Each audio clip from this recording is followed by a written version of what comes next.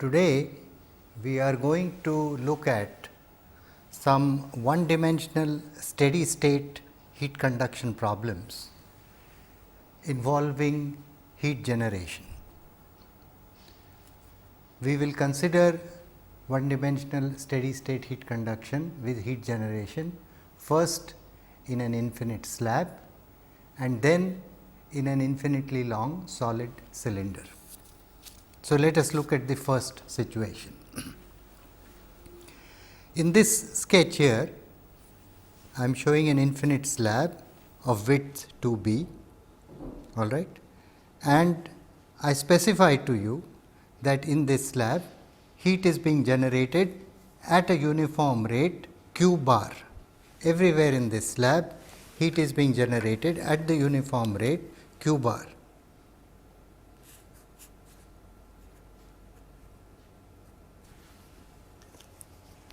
We would like to know the steady state temperature distribution in this slab. The distribution obviously is going to be such that I will get a larger temperature in the center, a lower temperature at the edges, and we want to find an equation to this temperature distribution which is shown here. All right. Now, first of all, let us formulate the problem. That means, let us put down the differential equation, let us put down the boundary conditions of the problem. In order to put down the differential equation, let us look at our general differential equation. Our general differential equation, if k is a constant, is k for a general situation is k multiplied by d2t dx squared plus d2t dy squared plus d2t dz squared plus q bar is equal to rho Cp dt dt. That is our general differential equation which we have derived earlier, where in the general case being one where variations may occur in x, y, z, and there may be an unsteady state also. Now, in this particular case, we know that because it is an infinite slab, there is variation only along the width b, and therefore, which we call the direction x. Therefore, there will be no variation in the y direction, there will be no variation in the z direction. All right. We also know that there is a steady state, therefore, the term dt dt is equal to 0. So, in this case, the differential equation for which we have to solve reduces to the form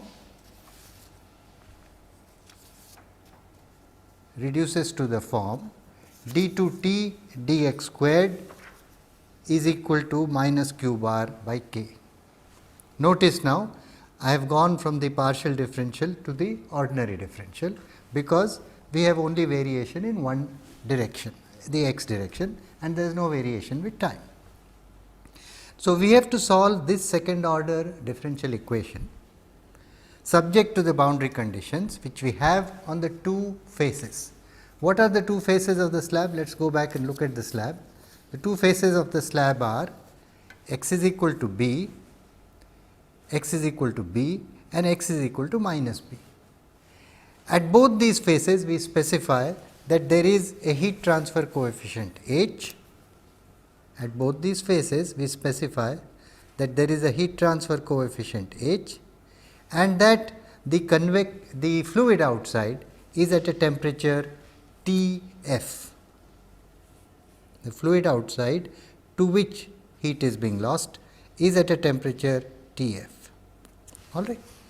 So, the boundary conditions on the two faces, we have a boundary condition of a heat transfer coefficient, and in mathematical terms the boundary conditions will become, on the face x is equal to b, we will get, on the face x is equal to b, we will get minus k dt dx at x equal to b is equal to h into T at x equal to b minus T f.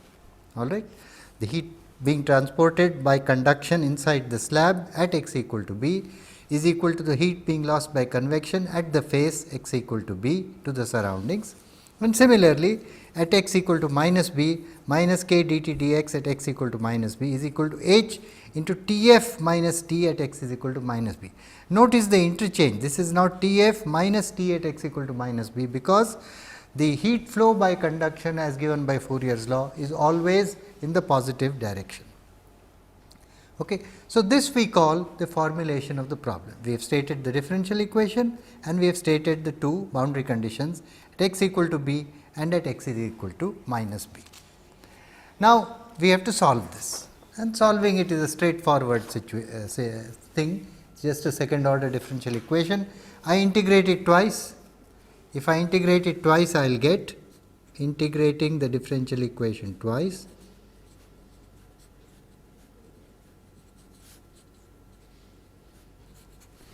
first I will get dt dx, the first integration will give me dt dx is equal to minus q bar by k x plus c 1, and the next integration will give me t is equal to minus q bar by k x squared by 2 plus c 1 x plus c 2. That is the general solution. Now, I use my boundary conditions which I have got. I have two constants C 1 and C 2, two boundary conditions at x equal to b and x equal to minus b. Put those two boundary conditions in, solve for C 1 and C 2, which I will not do on the board here, I will leave it for you to do. But if you do that, you will get the solution for the temperature distribution, and one gets the temperature distribution to be the following. You get T is equal to T f plus q bar by 2 k b squared minus x squared plus q bar b by h. That is what you get for the temperature distribution in the solid, and that is the equation for the temperature distribution which I showed right at the beginning. That is the equation for the temperature distribution of the which I showed right at the beginning, that is this temperature distribution. It is a parabolic temperature distribution that we get. Obviously, the maximum occurs at the center, and if you solve for, in order to obtain the maximum value T max at the center, you put x equal to 0. So, you will get T max is equal to T f plus q bar b into b by 2 k plus 1 by h. So, that is the maximum temperature that occurs within the solid, within the infinite slab at the center line.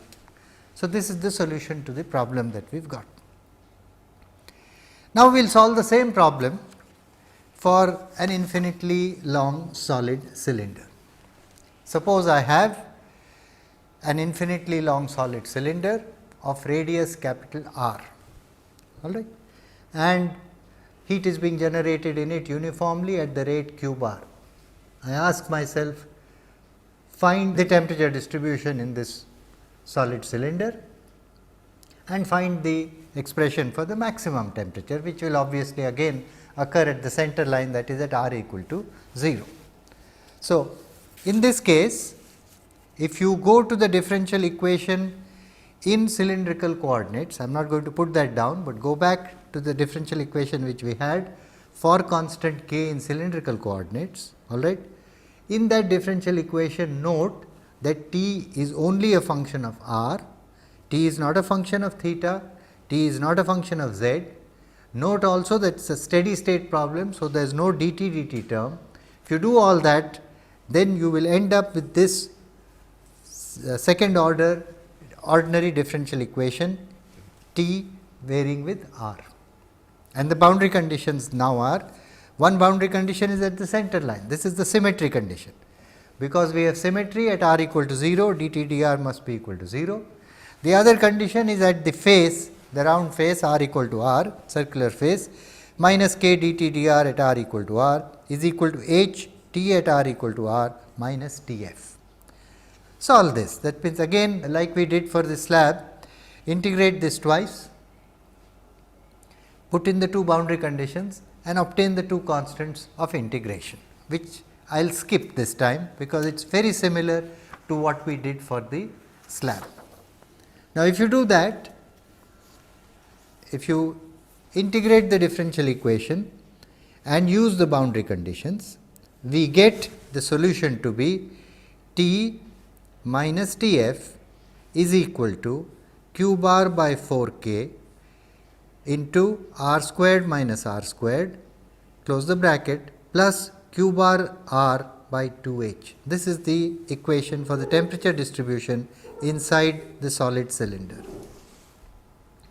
And the maximum temperature again, if you wish to find that out, put small r equal to 0, in which case this term goes to 0 and we get T max is equal to T f plus q bar r by 2 multiplied by r by 2 k plus 1 by h. That is the maximum temperature which occurs at the center line r equal to 0. So, these are two simple one dimensional problems with uniform heat generation, which we have solved for the case of a slab, an infinite slab of width 2b, and for an infinitely long solid cylinder. We could solve similar problems, one dimensional problems also. For instance, on your own, I suggest try to solve the problem for a long hollow solid cylinder, a hollow cylinder, all right, inner radius r I, outer radius r o, heat being generated uniformly in it. Assume that there is a heat transfer coefficient h on both the surfaces at r equal to r I, r equal to r o, and the surrounding fluid temperature is T f both inside and outside. Solve the problem. You will again set up the same differential equation, you will integrate it twice, but because of the change boundary conditions, you will get different values for the constants of the integration. So, that is a problem you can do on your own, a problem of a long hollow cylinder, or take the problem of the sphere. I suggest you do that on your own. Take a solid sphere, assume of radius capital R, assume that heat is being generated uniformly in it at the rate q bar, find the temperature distribution in that solid sphere. Do that on your own. There should be no difficulty in doing that problem as well. All right. Now, let us do a numerical example, just to illustrate ideas and to substitute into the formula that we have just derived. Here is the problem that I would like you to do, and let me just dictate it, so that you can take it down. The problem is concerned with nuclear fission, a nuclear fuel rod in which fission is taking place, and it is as follows. It says a nuclear fuel element is in the form of a long solid cylindrical rod, parenthesis K thermal conductivity equal to 0.85 watts per meter Kelvin, close the parenthesis, of diameter 14 millimeters. It generates heat at the uniform rate of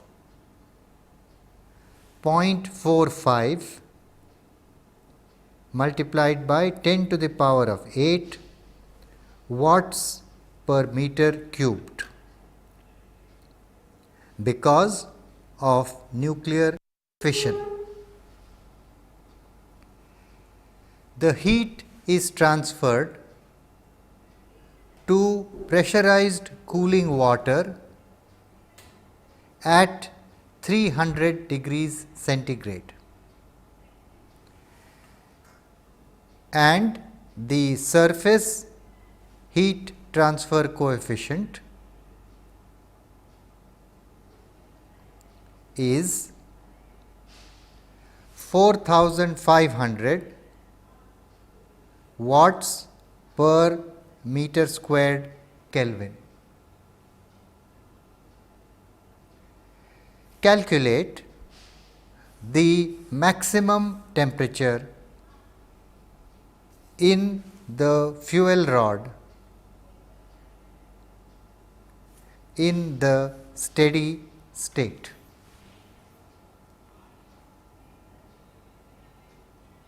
I repeat, calculate the maximum temperature in the fuel rod in the steady state. This is the problem. It is a straightforward substitution into what we have done. Notice, in a pressurized heavy water reactor, we have uranium, natural uranium a form of uranium oxide is the fuel. The thermal conductivity is about 0.85. These are values which are close to real values, and heat is being generated at this rate because of the fission. Neutrons are striking and breaking up the uranium atom. So, we are generating heat by fission at the rate given. Obviously, because of heat being generated, temperatures rise, the heat is transferred, but we get a temperature distribution inside the fuel rod. Find that temperature distribution and particularly find the maximum temperature in the fuel rod. That is the problem. All right. Now, let us do it. So, this is, let me just sketch things a little.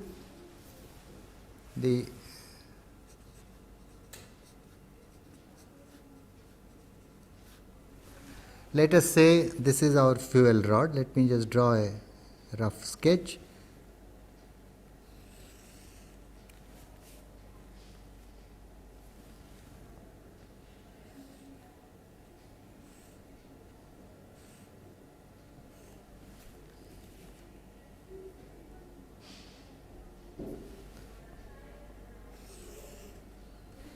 All right, this is the fuel rod.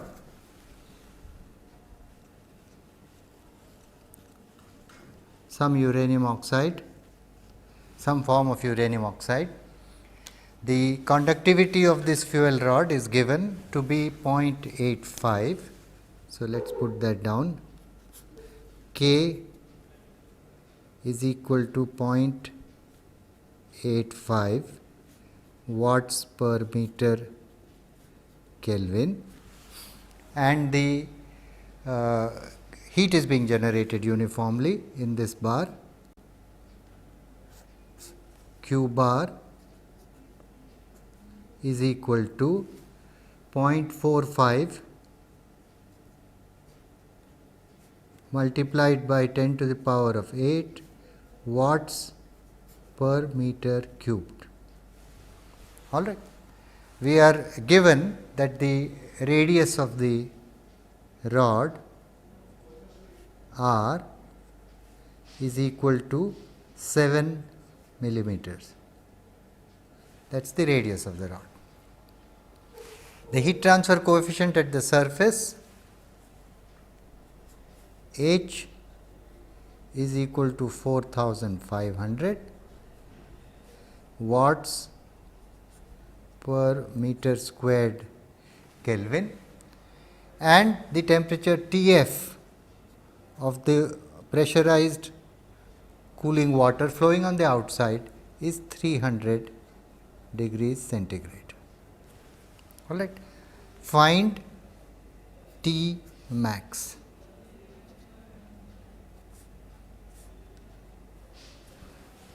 That is the problem. It is a straightforward problem. There is really just a matter of substitution.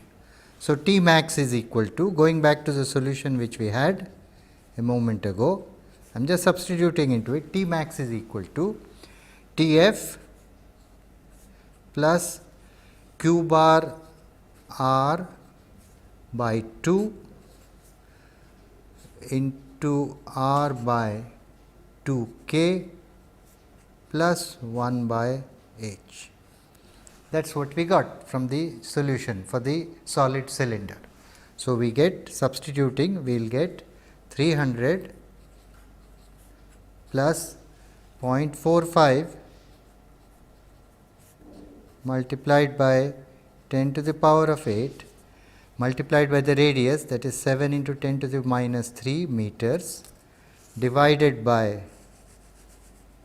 2, the whole thing multiplied by 7 into 10 to the minus 3 divided by 2 multiplied by 0.85 plus 1 upon 4500, which is the heat transfer coefficient. All right. And if we do the calculation, we will get this is equal to 983.5 degrees centigrade. T max is equal to 983.5. This is the maximum temperature occurring on the center line of the rod.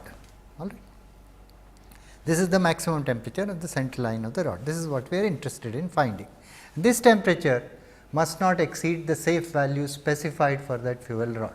If it does, then we must either cool more effectively, or we should not generate so much heat by fission, whatever it is. Either you will have to lower the value of Q bar, or increase the value of H, or decrease the value of T f. In some way you have got to do something if you do not, if this 983.5 is above a safe value for the fuel rod, because you do not want that fuel rod to melt, you want it to be safe, but just keep on giving out heat by fission.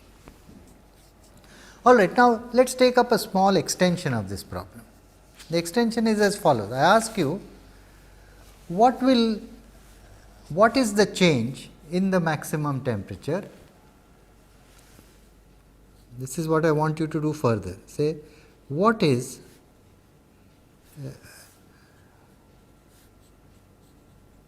the change in T max? What will be the change in T max if the fuel element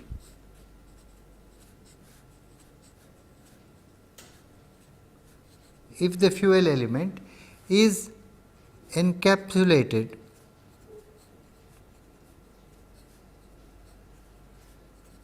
in a thin metal cladding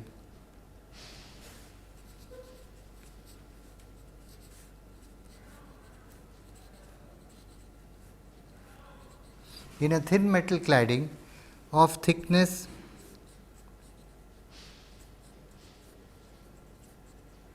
0.5 mm. All right. The uranium oxide is inside a thin metal cladding of thickness 0.5. What will be the change in T max if I give you, if this is the additional information?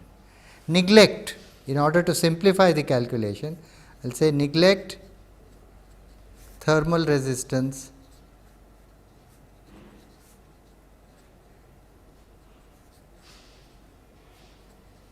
of the cladding.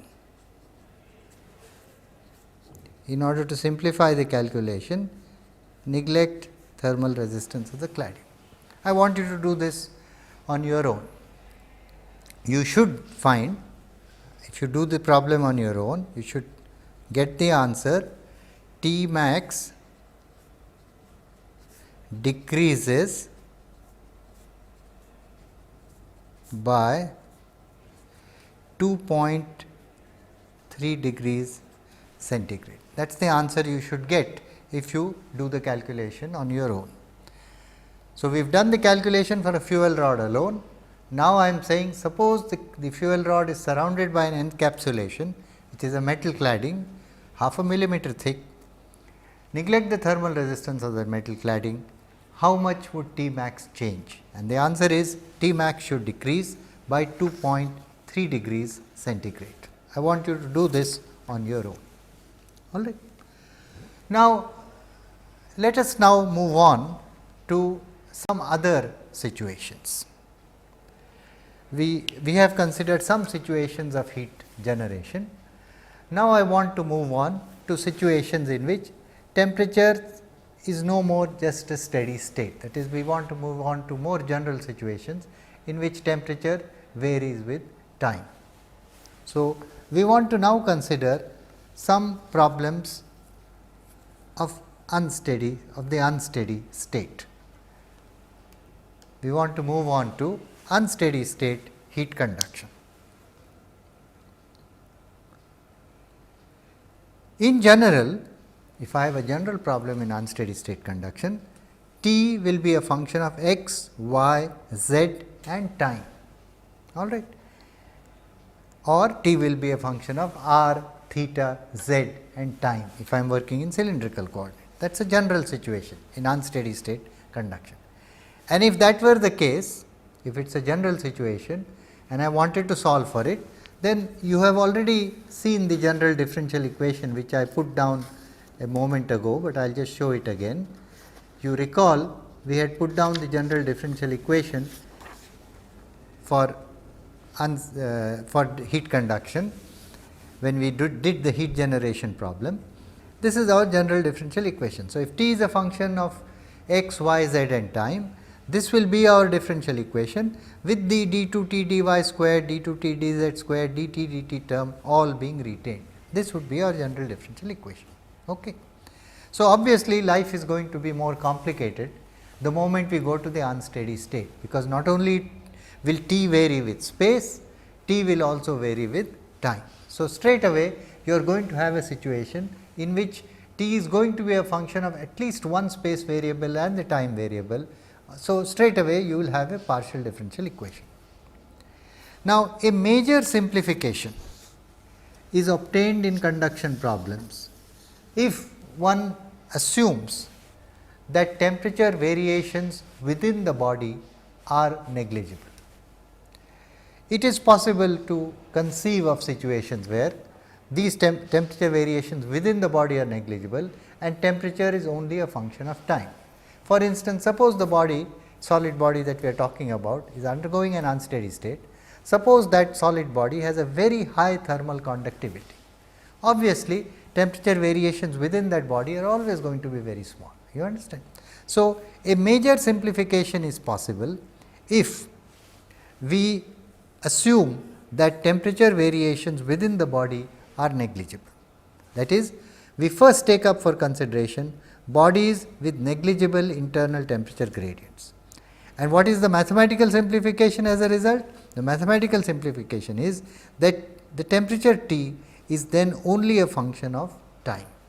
All right. So, first now in considering unsteady state situations of heat conduction, let us first consider those situations in which we can neglect internal temperature gradients. So, temperature is only going to be a function of time. All right. Let me illustrate now. Let us derive the differential equation for this situation. Bodies with negligible internal temperature gradients. Let us say I have some solid body, could be any shape, and let us say its volume is V, its surface area is A. At the surface, this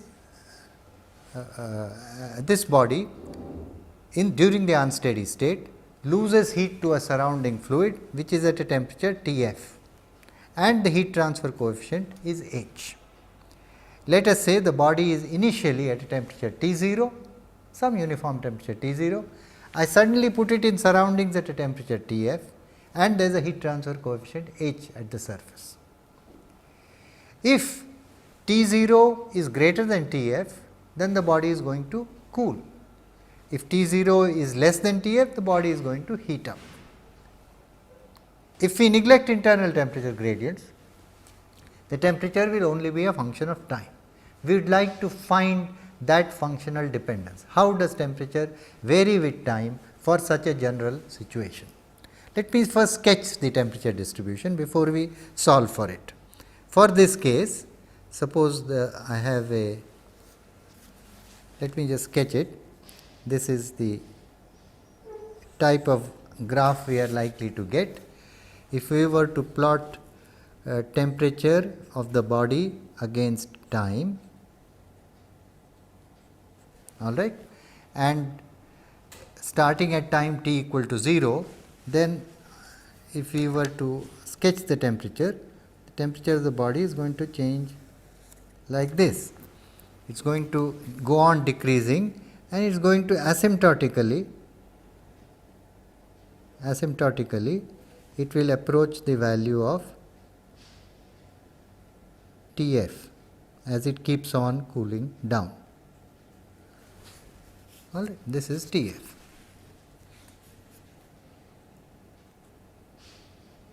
This is the initial temperature T0. So, the body is initially at a temperature T0.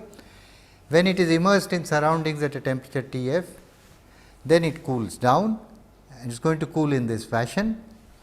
We would like to find an equation for this line, this cooling curve. We would like to find that equation. That is the problem. Okay. Now, let us formulate it first. Let us formulate the problem. If I apply the first law to the solid body, what will I get? At any instant of time, applying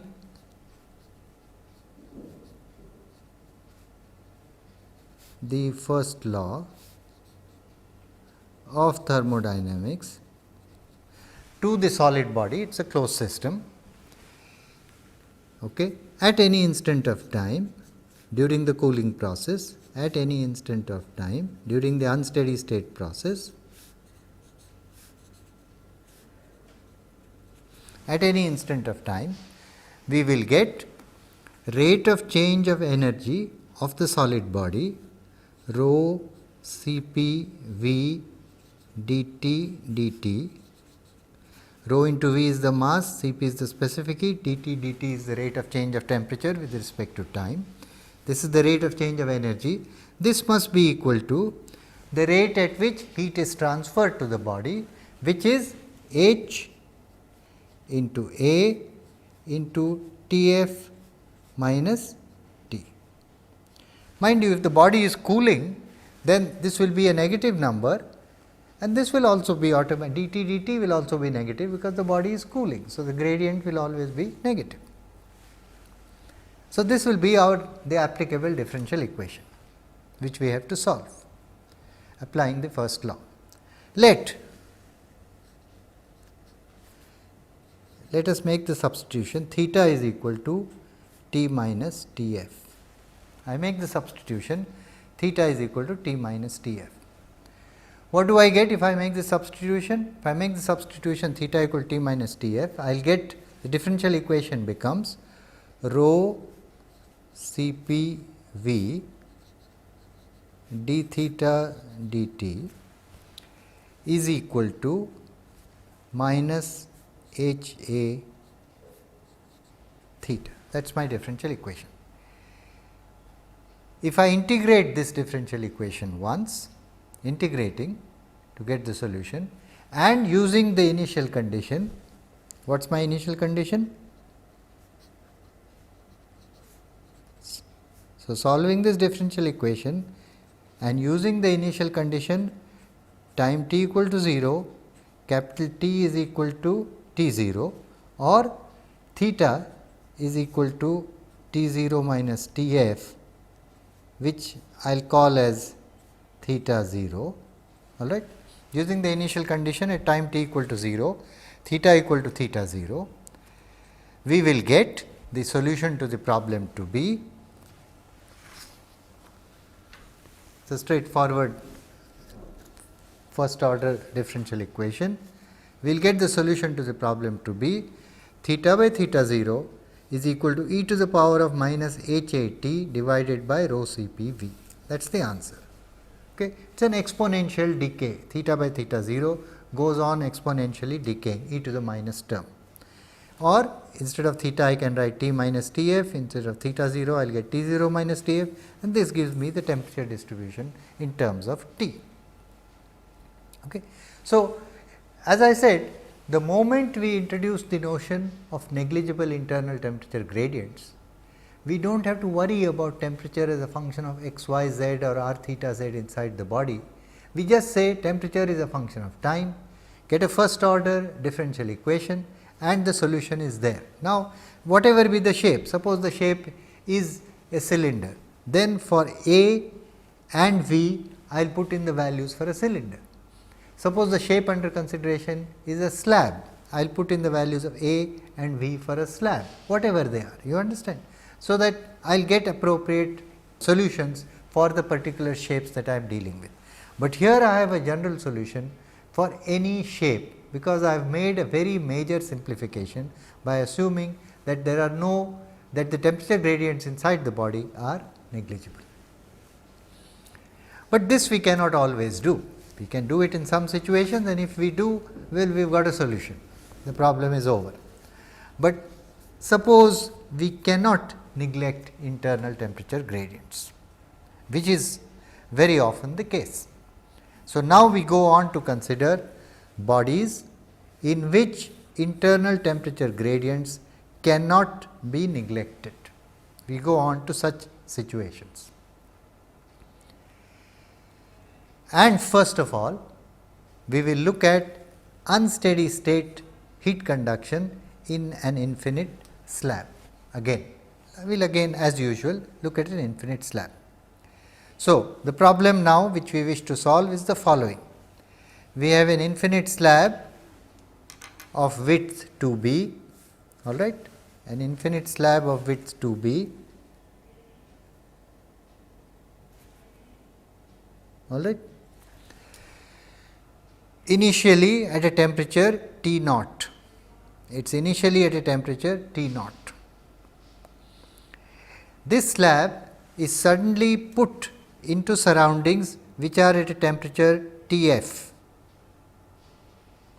and the heat transfer coefficient at the surface on both the surfaces, this face x equal to b and this face x equal to minus b, the heat transfer coefficient on both the surfaces is h, on this face as well as this face. H on both surfaces, T f the temperature of the fluid on both sides. All right. T f the temperature of the surfaces, the fluid on both sides. So, the slab is going to cool, and we would like to find equations for the temperature distribution in the slab as it is shown cooling. It could be heating up also.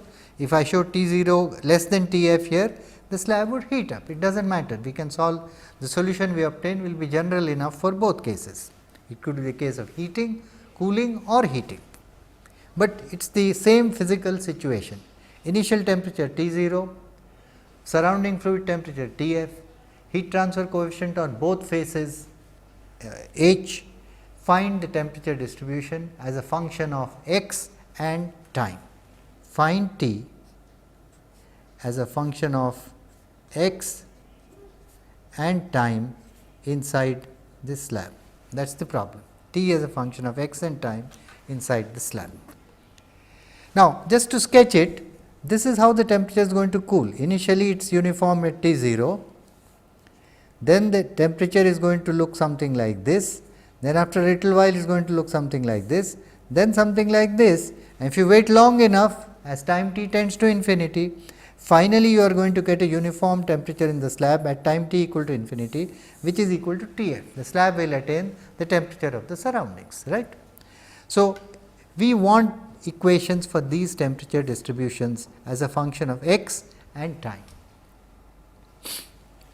Now, again like earlier, let us first put down the differential equation and let us put down the boundary conditions, and in this case also the initial condition of the problem. What is our differential equation? Just to repeat again, the differential equation which we have, which is to be solved, is the general differential equation to be solved is k d2t dx squared plus d2t dy squared plus d2t dz squared plus q bar is equal to rho Cp dt dt. That is our general differential equation. In this case, temperature is only a function of x, and time. So, d2t dy squared will be 0, d2t dz squared will be 0, and there is no heat generation in this case. Therefore, q bar will be 0. So, in this particular case, the differential equation will reduce to the form k d2t dx squared is equal to rho Cp dt dt. That is our differential equation in this case. Rho k into d2t dx squared is equal to rho Cp dt dt. Okay. Now, the differential equation which we have got, we can also express it in the form alpha into d2t dx squared is equal to dt dt, alpha being nothing but k by rho Cp. I think I have mentioned it to you last time. Alpha equal to k by rho Cp is alpha is the thermal diffusivity of the material. Like the previous case of negligible internal temperature gradients, let us again define theta equal to T minus Tf. Okay. Same way as earlier, theta is the temperature above the ambient temperature, the ambient is the benchmark. In which case, if I make this substitution, the differential equation will become alpha into d2 theta dx squared is equal to d theta dt. So, this is our differential equation in terms of theta as the variable rather than t as the variable. Okay. Now, if this is our differential equation, then we have to solve it subject to the conditions of the problem. This is an unsteady state situation. So, we must have an initial condition and we must have boundary condition. The initial condition that we have is at time t equal to 0, capital T is equal to T 0. I have stated that, or in terms of theta, theta is equal to T 0 minus T f, which is nothing but theta 0, which we will call as theta 0. Instead of writing T 0 minus T f, we will write this as theta 0. That is our initial condition.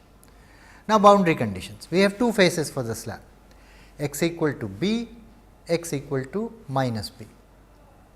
Now, one thing we can recognize in this case is we have a symmetrical situation about x is equal to 0. All right.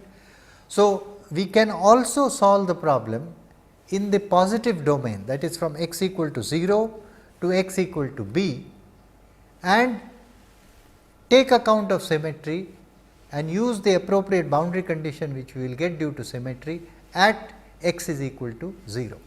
So, that is what we will do in this case. We will say d theta dx at x equal to 0 is equal to 0 by symmetry, because symmetry requires that the temperature distribution in the positive half and the negative half, one must be the mirror image of the other. That is the requirement of symmetry about x equal to 0.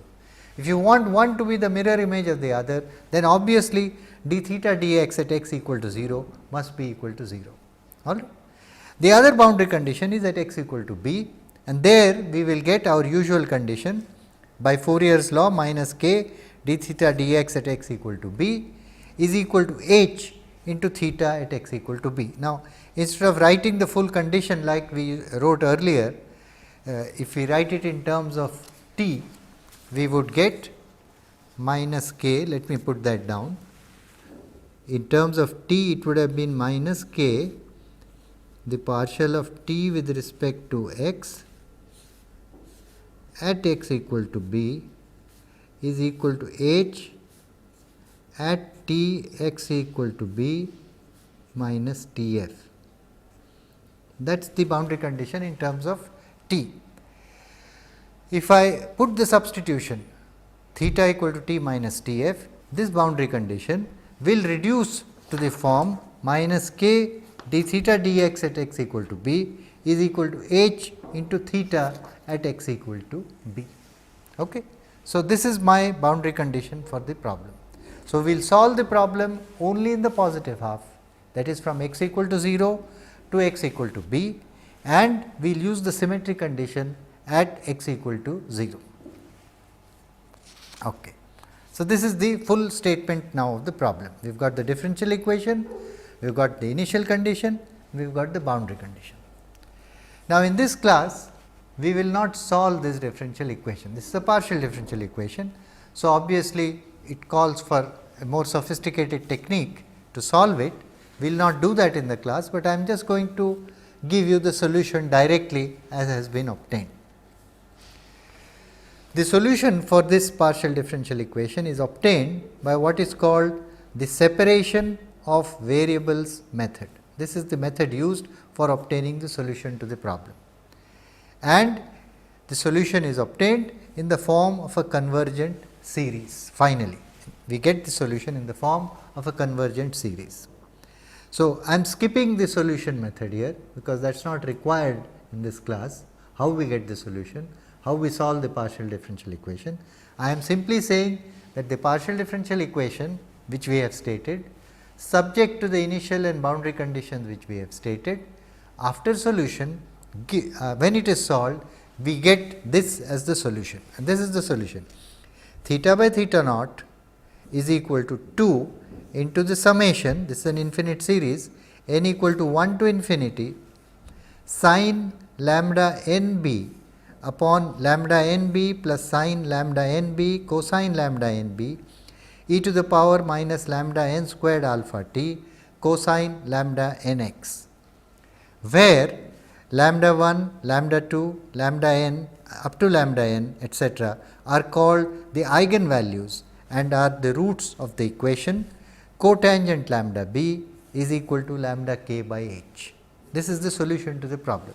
It is a convergent series of this form with the lambdas which are called as eigen values being given by the equation cotangent lambda b equal to lambda k by h, which in turn is equal to lambda b divided by h b by k.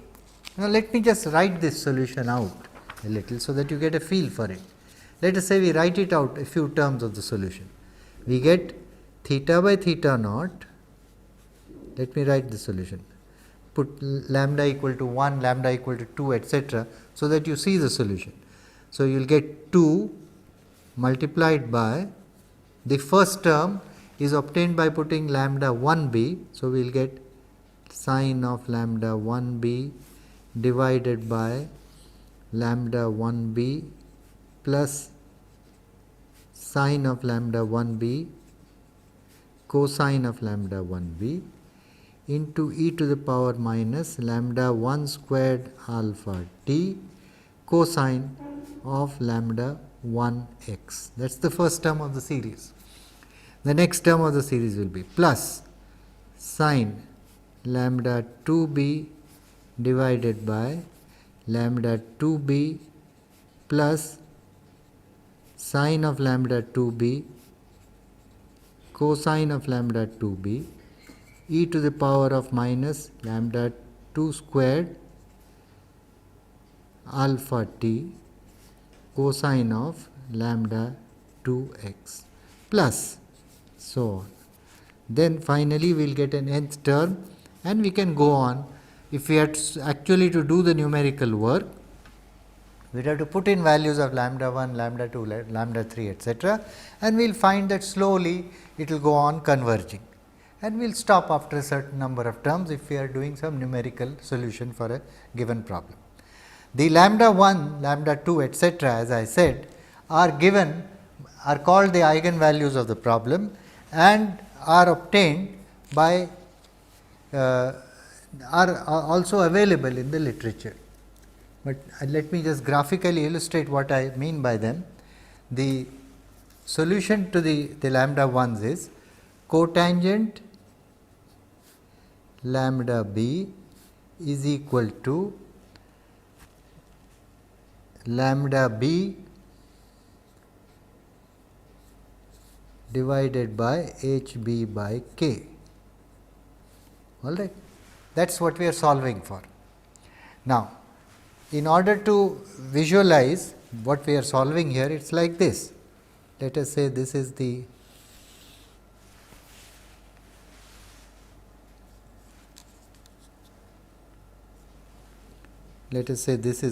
x axis, y axis, this is the x axis.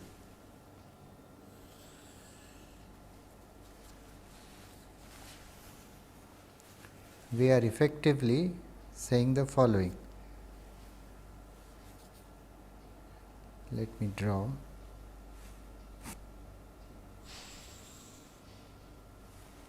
The cotangent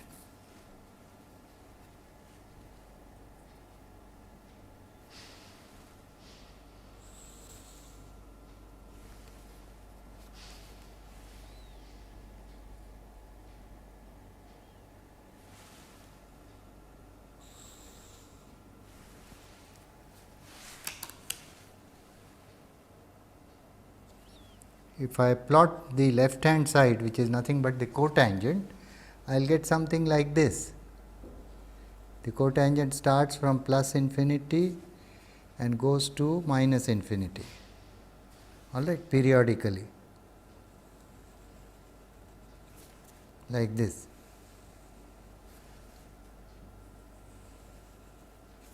This is the cotangent term, and the right hand side is lambda b. So, on the x axis I have lambda b, and on the I am plotting the function. This is the cotangent lambda b which I have plotted. This is cotangent lambda b that I have plotted, and lambda b divided by h b by k. H b by k is some constant. So, if I plot that, I will get a straight line with a certain slope like this, and these are the values of lambda 1 b, lambda 2 b, lambda 3 b, etc. So, this is lambda 1 b, this is lambda 2 b, this is lambda 3 b. The intersection of the cotangent curves with the curve lambda b divided by h b by k gives me the values of lambda 1 b, lambda 2 b, lambda 3 b, etc. You follow? So, this is the solution that we have got for the one dimensional unsteady state temperature distribution in the slab. Now, next time, this is the temperature distribution and these are the eigen values. Now, next time we will talk a little bit more about this solution and how it is presented in graphical form.